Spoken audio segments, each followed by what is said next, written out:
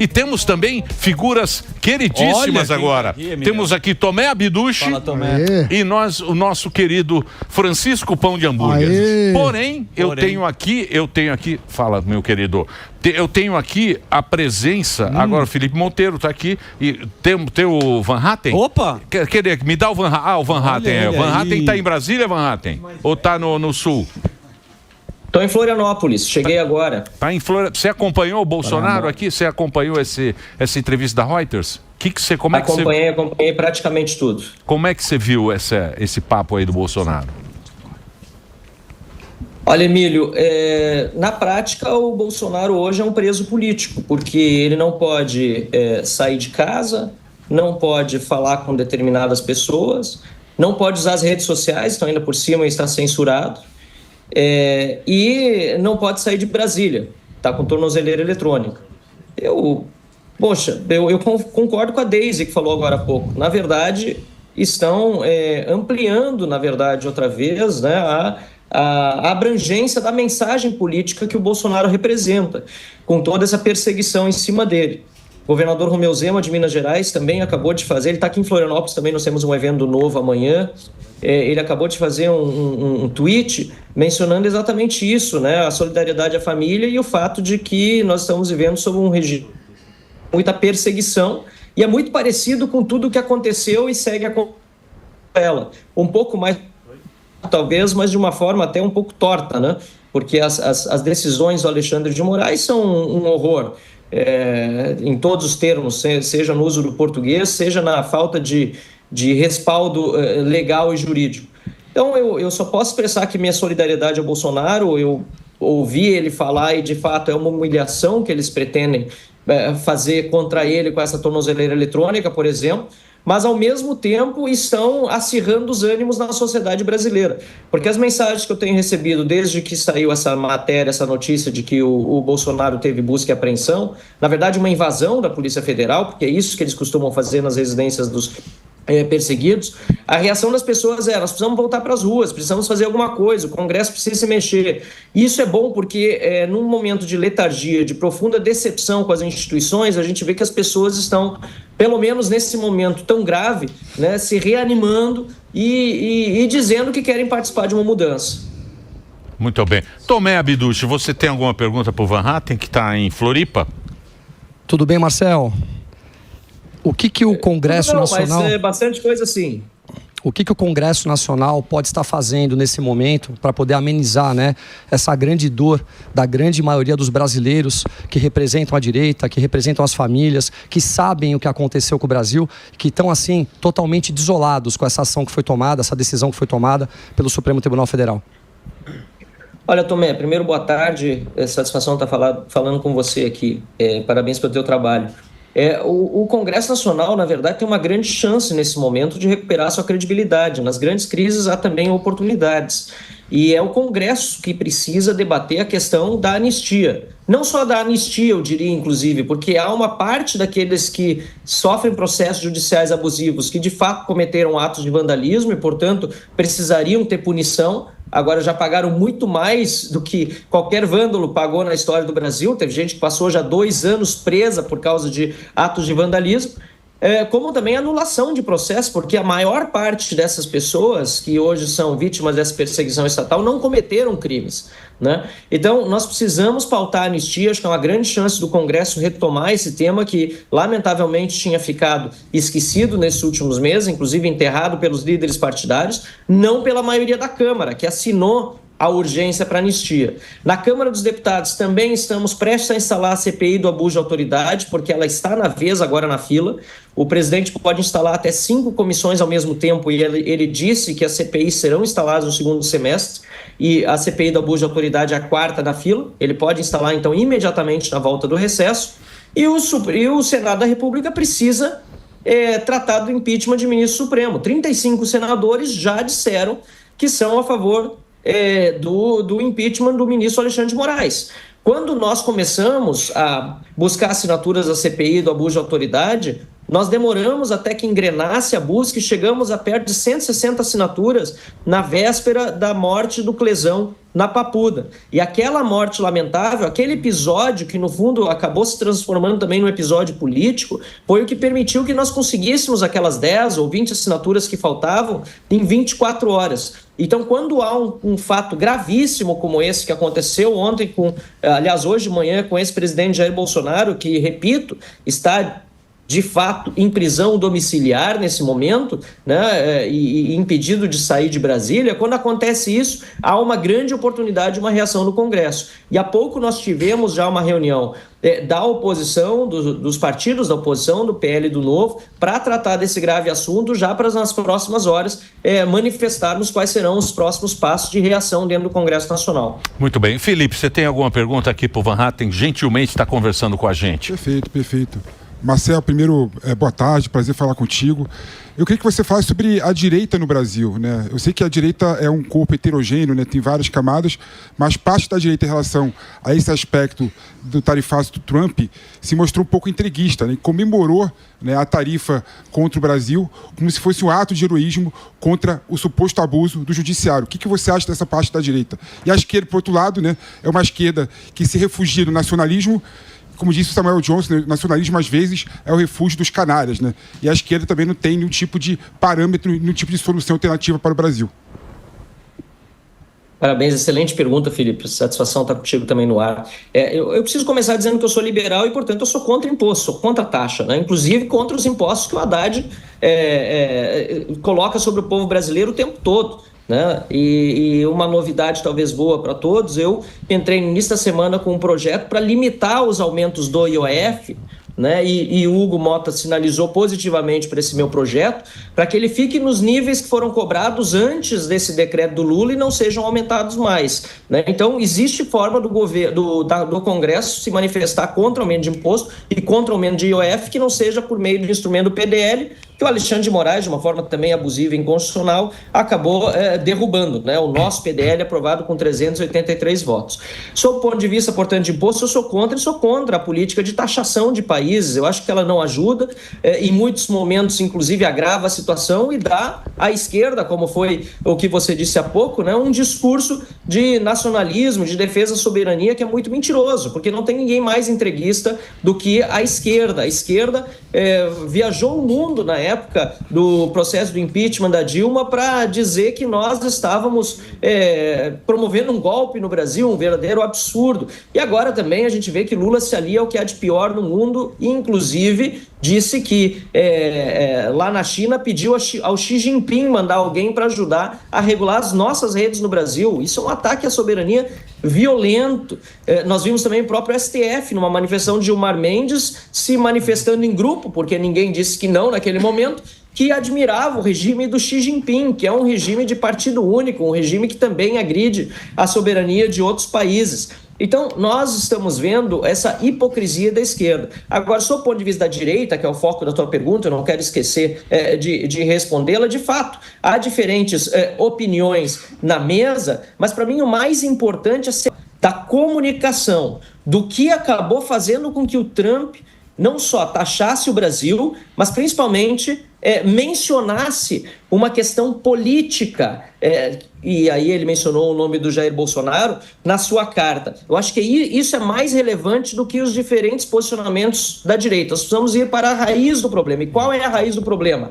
O Brasil, por meio de decisões do Supremo Tribunal Federal e de posturas do Poder Executivo, está interferindo na soberania americana. É exatamente o oposto. O próprio Donald Trump, por meio da Trumpomedia, que é a sua empresa de tecnologia, e ele decidiu processar o Alexandre de Moraes. Eu vi o Bolsonaro falando há pouco do caso da Flávia Magalhães, que é uma brasileira que se naturalizou americana e teve uma ordem de prisão contra si por ter feito um post na rede social, e ela vive nos Estados Unidos. O Alexandre de Moraes bloqueou o X no Brasil, uma empresa americana, e decidiu bloquear as contas e reter valores das contas bancárias de uma outra empresa que não tem relação societária com o X, que é o SpaceX, da Starlink. Ou seja, o Alexandre de Moraes, por meio das suas decisões, tem feito os Estados Unidos entender que o Brasil está agredindo a sua soberania.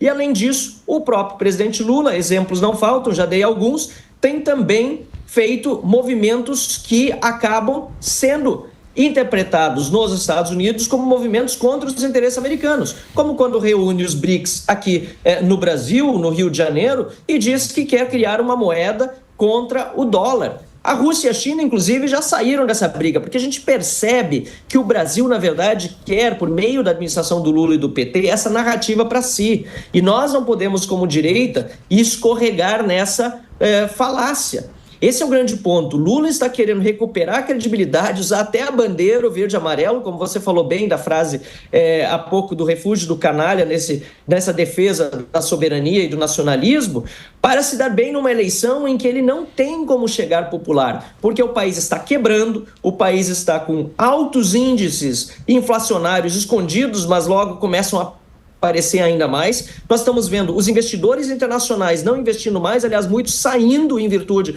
da tributação, e o Lula querendo utilizar o fantasma do imperialismo americano, a mesma estratégia surrada do Maduro, do Fidel Castro, de todos os esquerdistas, para recuperar popularidade e ter alguma chance na eleição do ano que vem. E o Hugo Mota? Qual é do Hugo Mota? O Hugo Mota, cada hora é de um jeito, né? Tem uma hora que você acha que ele é do negócio, ele faz volta diferente e tal. Como é que você está vendo aí o Hugo Mota, o nosso presidente aí da Assembleia? Como é que vocês pensam? Porque é o cara que pode colocar na gaveta, isso. Ele pode protelar as decisões, também é o cara que tem que fazer o acordo. Como é que vocês estão vendo? Você é um cara bastante combativo, a gente vê na tribuna, você falando tal, mas sempre fica essa história, né? Como é que está isso, o nosso presidente aí?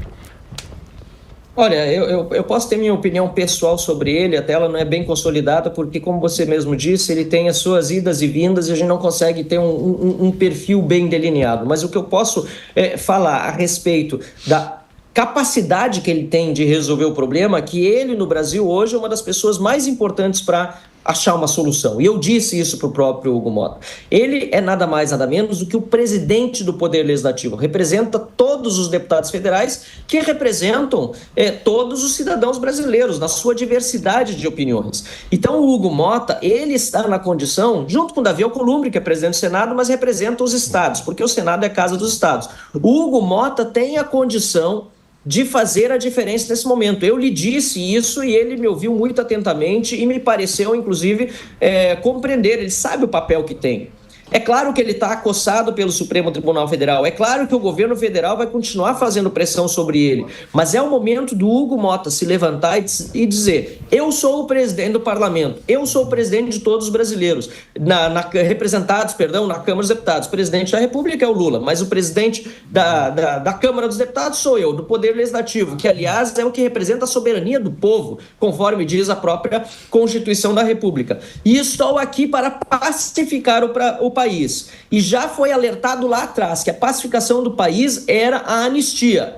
Nesse momento, nós estamos com uma situação ainda pior, porque o Brasil está entrando num processo de instabilidade internacional e de profundos ataques contra si, não apenas os Estados Unidos, não vamos nos enganar. A OTAN acabou também, por meio do Mark Rutte, o seu secretário-geral, que foi primeiro-ministro da Holanda, um país europeu muito relevante, aliás, na União Europeia. O Mark Rutte mesmo disse, acho que foi 3 dias atrás, que o Brasil poderia sofrer sanções porque foi muito grave o fato de nós estarmos colaborando com o regime do Putin, né, da Rússia contra a Ucrânia. Então, não é só os Estados Unidos, é uma crise internacional tremenda e o Hugo Mota, como presidente da Câmara, pode pautar aquilo que é mais importante nesse momento, que é a anistia àqueles que participaram do 8 de janeiro e para que a gente saia dessa discussão tão sangrenta e violenta que a gente está. Como eu já disse outras vezes no Pânico, Emílio, desculpa, só para concluir, o 8 de janeiro foi o que o PT precisava para manter a governabilidade até agora.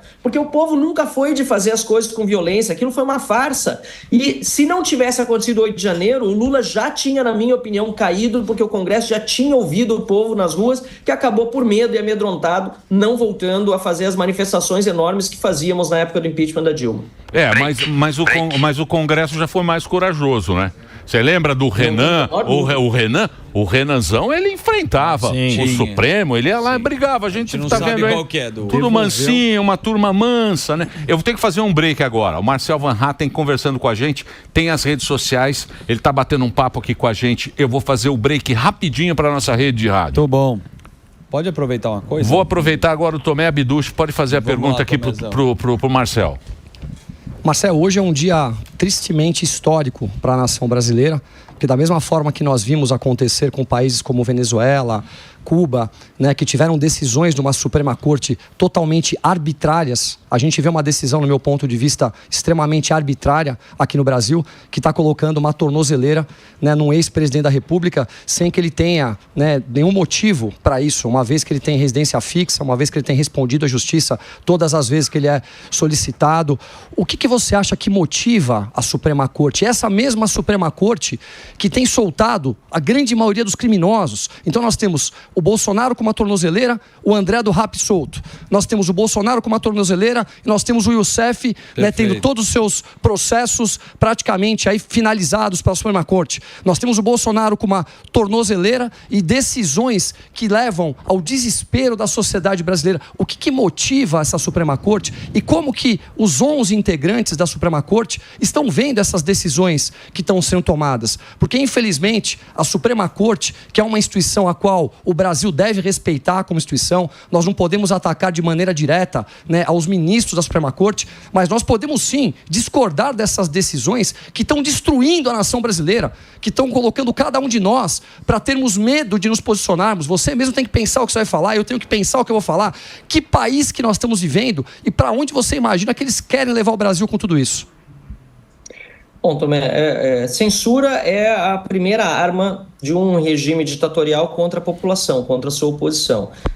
Não apenas a censura direta, ou seja, por meio, como é o caso do Brasil, de ordens judiciais ilegais, retirar perfis do ar, ou retirar posts, tirar a possibilidade das pessoas falarem com outras pessoas e assim por diante, mas também por meio da autocensura, que é o que afeta milhões de outras pessoas, porque quando as pessoas que estão na oposição ou que têm críticas ao governo enxergam que aqueles que são líderes estão sendo calados, mais ainda as outras pessoas ficam com medo de falar, que é o que você falou, que é essa censura. E o que está por trás disso tudo, nós sabemos que, lamentavelmente, é a busca por poder e por dinheiro, né? Preciso ser muito claro nisso. Lá em 2019, quando começou o inquérito das fake news, que eu chamo de inquérito fake, na verdade, porque é um inquérito falso, ele fake e do fim do mundo, porque nunca termina, né? Ele é um inquérito no qual cabe qualquer coisa, como disse o ministro Marco Aurélio Mello ao ter chamado de inquérito do fim do mundo. O que eles querem, na verdade, é proteger os seus próprios interesses e ganhar dinheiro e acumular poder em Brasília.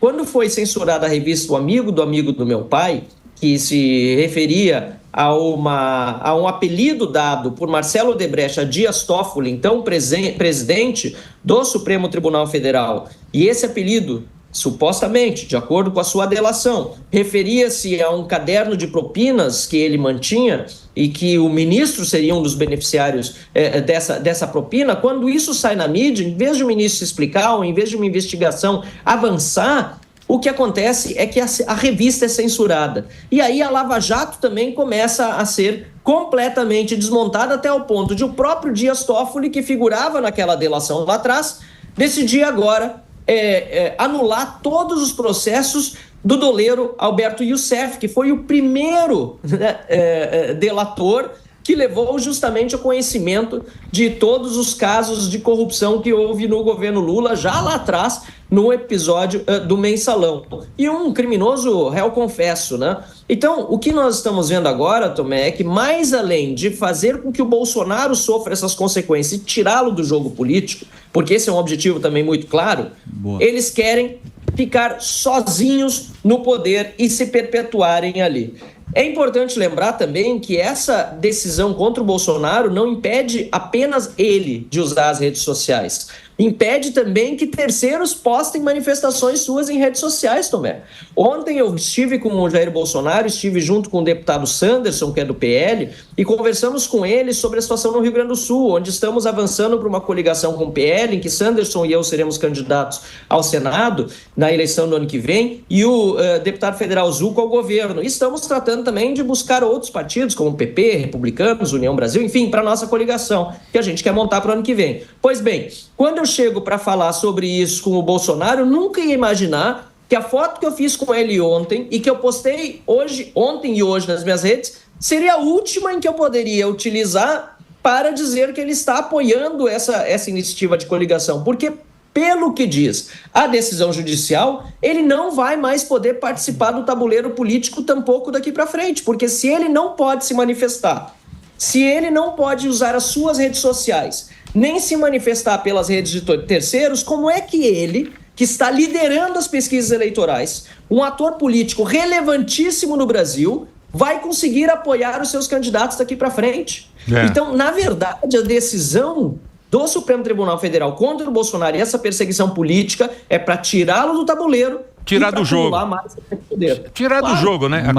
A Corine na Venezuela, Le Pen, isso aí a gente tá vendo muito isso, né? A gente tá vendo acontecer muito isso. Tira do jogo político. Sim. Você tem pergunta? Eu tenho uma pergunta. Marcel Van Hatten, boa tarde, ao Zuckerman aqui. A gente tava falando aí da Lava Jato, do Youssef, de tudo que aconteceu, Cabral tá solto, e parece que a corrupção também virou uma cortina de fumaça, porque temos o INSS, o Hugo Mota também, né? A gente sabe que o Centrão meio que vai entrar nessa história. Vai ter CPMI agora em agosto? Como é que vai funcionar? Vai, sou membro titular, a CPMI do INSS vai funcionar. O Novo vai ter, além de mim, lá na CPMI, os deputados Luiz Lima e o Gilson, que vão fazer rodízio na cadeira da suplência do Novo, e a deputada Adriana Ventura, que também participará. Então, nós vamos com o time completo na Câmara, praticamente todos os deputados da Câmara participando, né? O Ricardo Salles optou por participar da Comissão da Segurança Pública, que também é fundamental, e o senador Eduardo Girão pelo Senado. Então, nós vamos com o time completo, não podemos deixar cair no esquecimento essa roubalheira do INSS, e é mais um exemplo daquilo que o governo Lula está fazendo em parceria com o STF para abafar os casos. Um delegado que não tinha nada a ver com a investigação, ele ele simplesmente fez um parecer para o Supremo Tribunal Federal, porque havia parlamentares envolvidos supostamente também nesse roubo do INSS, né? Ou pelo menos ele argumentou dessa forma, para que, em virtude da prerrogativa de foro, todo o processo fosse mandado para o STF. Parece aquela cena do filme, acho que é O Mecanismo, não é? Que o pessoal está na cadeia lá, os bandidos, e vibrando. Foi para o Supremo, mas nós não vamos deixar que isso aconteça, porque foi instalada a CPMI, aliás, foi anunciada a instalação, ela será instalada na volta do recesso, já há compromisso dos dois presidentes, Davi Alcolumbre e Hugo Mota, e nesse caso não entendo que haja qualquer hipótese de que tenha volta nessa decisão dos dois. Felipe, você tem pergunta, Felipe? Tenho sim. Marcel, uma das minhas críticas que eu faço à política e aos políticos em geral é a falta de capacidade de inovar institucionalmente. Eu até entendo que essa tensão entre o legislativo e o judiciário é uma tensão clara, e eu entendo a narrativa e a retórica, né? Xingar um outro, brigar, bater no peito, mas institucionalmente o Congresso tem um poder muito grande, que ele faz as leis, né? E eu sinto que a direita, por exemplo, está muito refém da questão da anistia. Mas tem muitos instrumentos que a direita poderia propor, que o legislativo poderia propor, para evitar esse abuso do STF. Por exemplo, poderia revogar o artigo que fala do atentado ao Estado Democrático de Direito. Se revogasse aquele artigo, não teria mais processo contra o Bolsonaro. Poderia, por exemplo, criar uma lei dizendo que caso o ex-presidente ou presidente seja julgado no STF, quem decide é o pleno, não uma turma. Ou seja, tem milhares de instrumentos que vocês poderiam fazer e não faz. Por que tem essa inércia e essa incapacidade de pensar realmente as instituições? Felipe, parabéns também de mais uma vez pela pergunta, ótima. Aliás, todas elas.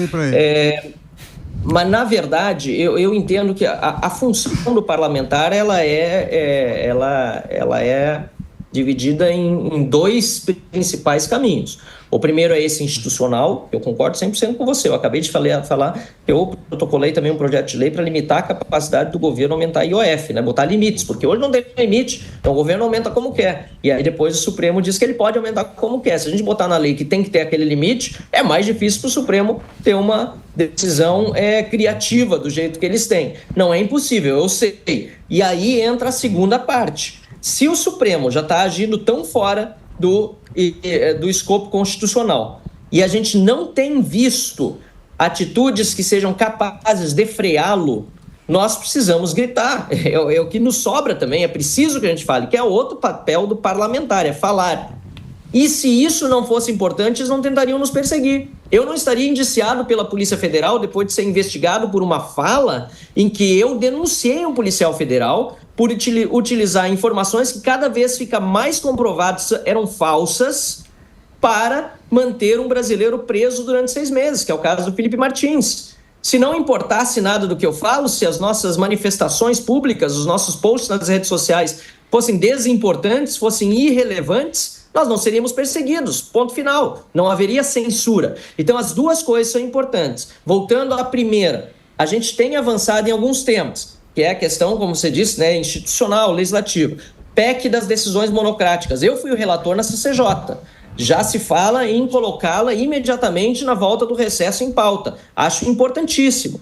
PEC do foro privilegiado, foi aprovado já no Senado, falta só a Câmara votar. É só botar para votar agora na volta do recesso, e creio que o clima se formou para isso, para que a gente aprove. Então as duas coisas andam junto, porque uma coisa é você... né, é a faca e o queijo, ter as duas coisas na mão, né? Uma coisa é você agir institucionalmente, protocolar os projetos, buscar as assinaturas, e a outra é você ter um ambiente político para isso, e se não tiver, criá-lo, né? Que é o que nós buscamos fazer, seja por meio dos nossos discursos, entrevistas como essa. Falar no Pânico aqui, para mim, é uma grande honra, um grande orgulho. Eu nunca imaginei que um dia estaria conversando com vocês no Pânico, porque eu sou fã do programa e eu acompanhava ele, mas nunca imaginei que um dia estaria aqui. E eu sei que o poder que a gente tem de influenciar outras pessoas, influenciar o tabuleiro político aqui, inclusive por meios, né, mais diversos, porque a gente pega um público um pouco distinto do público que normalmente a gente atinge nas nossas redes sociais, é fundamental para moldar, né, o ambiente político, para que a gente possa colocar em pauta esses projetos que são tão importantes. É isso aí. Tem pergunta? Tenho sim. Deputado, prazer falar contigo, Alan Gani aqui. O senhor falou agora há pouco que o campo da direita ficaria muito prejudicado, dado que Bolsonaro agora nem pode falar, não pode fazer coligação. Mas não poderia ter um efeito oposto e ele ser visto como um Marte e mesmo fora de campo transferir votos para um outro candidato?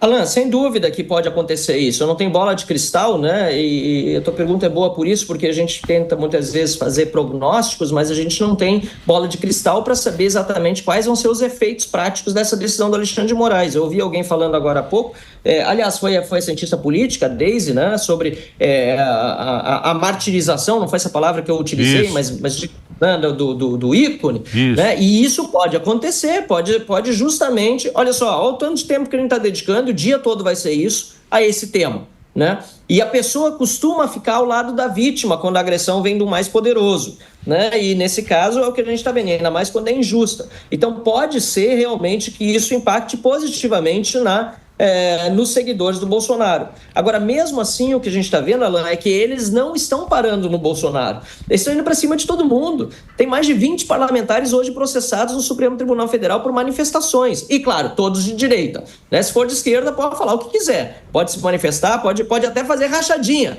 né? Mas não vai ter problema. Agora, se for da direita, você faz um tweet e tem problema contra si. Você vai ser processado e talvez vai perder os seus direitos políticos. Então, é muito mais amplo do que só um cala-boca no Bolsonaro. É claro que isso, no fundo, atrapalha a montagem dos palanques, porque ainda que tenha, digamos assim, uma solidariedade das pessoas em relação ao Bolsonaro, o Bolsonaro, além de um ator político relevante no momento que ele fala e se manifesta, ele é um ator político relevantíssimo na estratégia eleitoral. Ele está cuidando pessoalmente das vagas do Senado em cada estado. Isso que nós fechamos ontem, que nós conversamos ontem lá em Brasília, eu e o Sanderson, veio da boca dele, já, claro, de acordo com o próprio partido. Lá no Rio Grande do Sul, o deputado federal Giovanni Cherini, que também já tinha dado ok, o candidato a governador do Zucco, mas ele que pessoalmente disse, não, tá ok, vamos fazer a foto, tá aqui, vamos postar. Eu ia imaginar que seria a última vez, pelo menos, a depender dessa decisão, que nós poderíamos fazer isso. Então imagina em quantos outros estados ele hoje poderia estar formando os palanques e vai estar muito mais limitado, para dizer um mínimo. Né? Ele não pode, ele não está proibido de ir para o escritório do PL, até onde eu entendi a decisão, ele pode ir lá, ele pode conversar com pessoas que não são investigadas, mas quem visitar ele, por exemplo, se a decisão não for revista, pelo menos da forma como eu entendo a decisão, não vai poder sequer fazer um vídeo com ele, se manifestando, dizendo alguma coisa para postar nas suas redes sociais. Então, claramente, aí o Emílio acertou, né, na mosca. Eles estão fazendo igualzinho fizeram com a Maria Corina Machado lá na Venezuela, e igualzinho se faz em qualquer regime em que se persegue opositores e não se deixa eles se manifestar. E aqui nessas últimas 2 horas, viu bastante opinião e tal, a gente não pode achar que está tudo normal, porque não está tudo normal, e é estranho a gente encontrar com as pessoas achando que está tudo normal, porque não está tudo normal, e a gente quer a normalidade do Brasil, porque a gente gosta muito do país. Eu acho que hoje isso, Tomé? Hoje é um dos dias mais importantes da história do nosso país. A esquerda, ela teve uma narrativa toda da frente ampla pela democracia no momento das eleições. Que democracia que nós estamos vivendo no Brasil, quando nós temos um presidente da República que faz gestos a países ditatoriais, como Venezuela, como Cuba, como Irã, um país que apoia o Hamas, um país que faz gestos todos os dias para ditadores do Brasil, um país que está destruindo a nossa economia, mais de 10 bi de dívida PIB, Emílio. Um país que não está mandando dinheiro para a saúde, um país que não manda mais dinheiro para a educação. Nós voltamos a ter aquele país lá de trás que nós não queríamos. Então a minha conversa é para pessoas, inclusive como você, Pepe. E eu estou percebendo que você está se posicionando de uma maneira um pouco diferente, que você está acordando para a barbaridade que está acontecendo no Brasil. Não dá mais, não tem jeito. Não dá mais para defender. Sabe por quê? Não dá mais para defender? Porque amanhã vai ser você que vai ser calado. Eu aqui hoje, sentado, eu tenho que pensar o que eu falo. Isso é democracia? É essa democracia que a gente quer viver no Brasil? O Brasil está sendo destruído, delapidado por pessoas que não representam os anseios da sociedade. Não é pelo meio ambiente, não é pelos homossexuais, não é pela ideologia de gênero, não é por conta própria, é por causa própria. Vejam o que eles estão fazendo no Brasil. Então eu queria mandar um recado para pessoas como você e outras pessoas que estão nos ouvindo, que chegou a hora do país se levantar, porque vai chegar na tua casa também, vai chegar na tua família também, você também vai perder a sua liberdade de expressão. E você, Pepe, você está perto de perder a sua liberdade, porque eu percebo que o seu discurso está mudando já. Você não consegue mais defender a esquerda do jeito que você defendia. Amanhã a gente pode continuar esse papo. Não é porque amanhã tô sendo calado no pânico aqui, ó. Eu quero agradecer o Van Hatten. Boa, Marcel. Obrigado, Marcel. Pode falar, Marcel. Posso fazer um comentário final que eu acho importante, acho que poucas pessoas vão fazer? Por favor. O Alexandre de Moraes usou na decisão dele, está sendo celebrado aí pela imprensa amiga, um trecho de Machado de Assis, em que ele diz, o Machado de Assis, né? A soberania nacional é a coisa mais bela do mundo, com a condição de ser soberania e de ser nacional. Ele utiliza uma frase de Machado de Assis para parecer erudito, certo? Mas, no fundo, o que ele está fazendo é utilizar uma frase do Machado de Assis em que ele está sendo irônico com soberania nacional. E esse é um retrato claro de parte da nossa elite brasileira, principalmente a que se diz mais intelectualizada, porque não entendem os livros que leem. E depois escrevem decisões como Alexandre de Moraes escreveu. Machado de Assis foi um grande crítico irônico da situação, por exemplo, quando a gente pensa, né, o Brás Cubas, a questão da hipocrisia da elite, enfim, a gente vê que tem muita coisa que as elites defendem no Brasil sem saber por quê. Nós precisamos de uma revolução, no melhor sentido da palavra, cultural de verdade no Brasil e fazer mais formação de pessoas. E parabéns de novo pelo programa por trazer sempre convidados tão ilustres aí. Com a minha exceção, talvez. Obrigado. É a famosa elite rastaquera. Claro, muito obrigado pelo nosso deputado aqui conversando com a gente.